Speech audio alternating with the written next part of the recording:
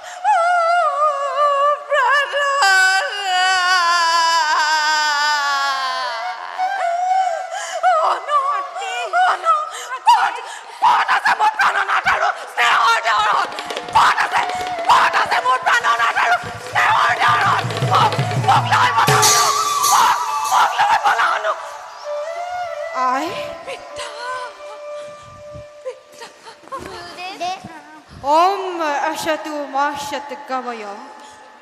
Tamashu ma jyotir gamaya Mrittu ma amrita gamaya Om Shanti Om Shanti Om Shanti I Nakora bejar tumi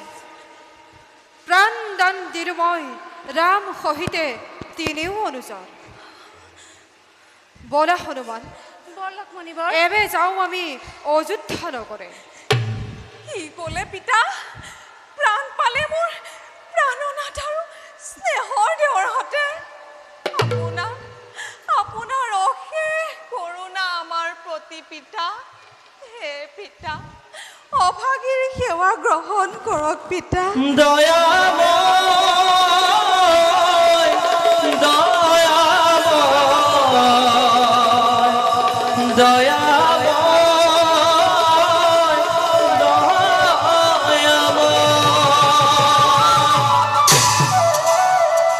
বলক মাতৃ এবে আমি যাওঁ অযোধ্যা নগৰে নহয় নহয় হনু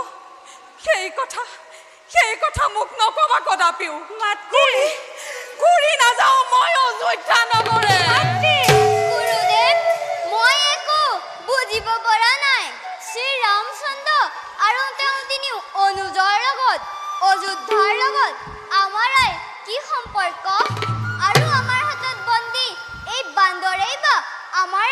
মাতৃ বুলি কিয় সম্বোধন কৰিছে ৰহস্য বাচাহত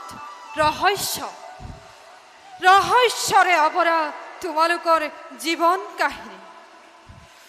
সময়ত সকলো জানিব পাৰিবা বৌৰা এবে যাওঁ আমি অযোধ্যা নগৰে বলক পিতা